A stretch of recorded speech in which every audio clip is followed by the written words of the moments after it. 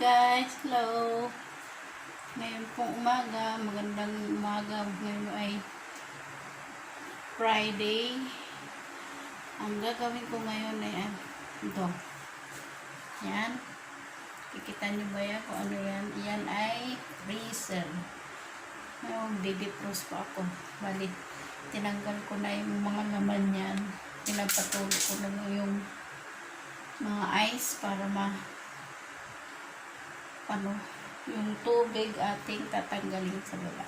Ito po yung laman niya, no? Yan. Ito po yung aking kusina talaga. Yan, ang gulo-gulo pa, oh. Ayun, guys, tayo na. Meron tayong basahan at palanggana. Magtatanggal tayo ng tubig sa freezer. Samahan nyo ako.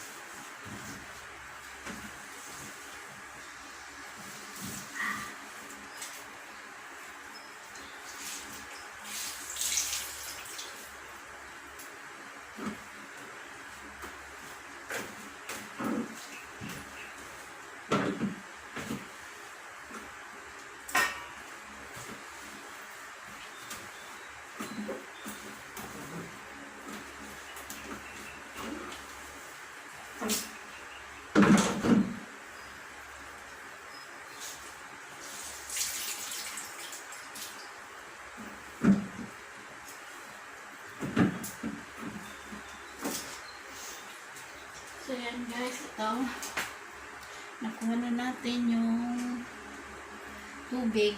Ngayon kukuha naman tayo ng sabon.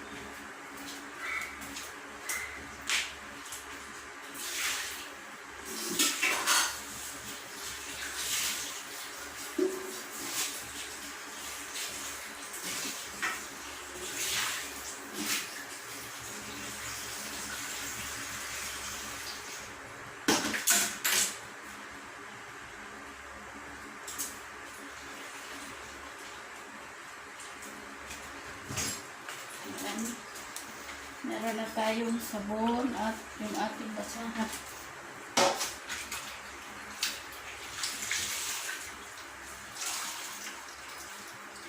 Kailangan, guys, pag nag-rinse kayo ng freezer ay ubusin nyo muna yung tubig, tapos pagka niyan, sabunin nyo at pagkasabon nyo, punasan nyo ng yung towel para mag-dry siya.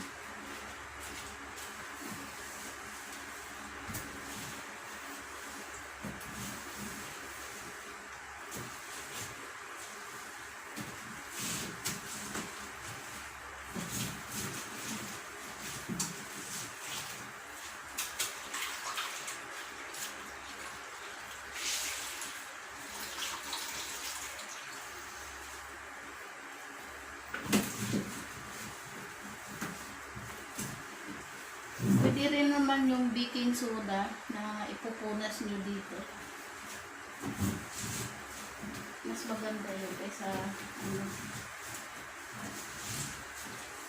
pero ako sabon sinasabon ko talaga.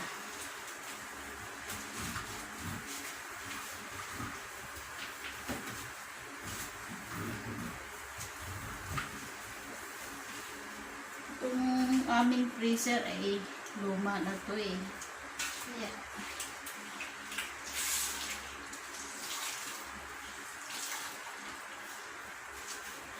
Kailangan ingatan.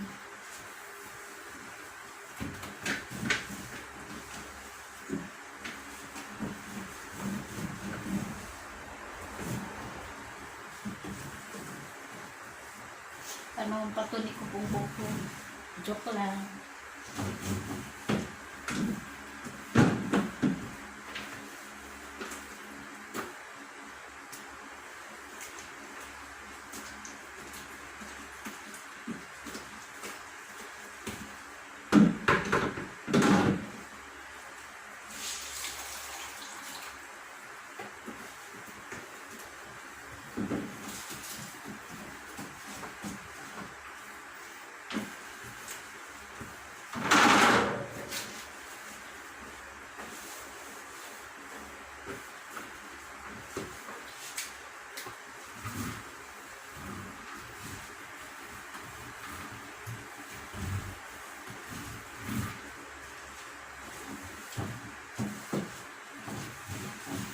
Tapos na ngayon. Kukuha naman tayo ng tubig at babanlawan natin yung ating sinabon.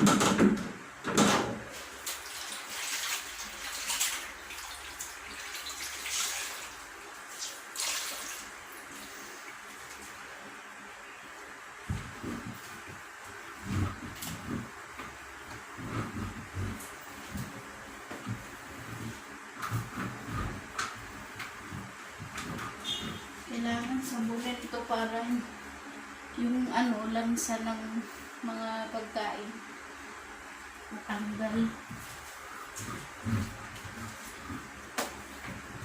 So, yan.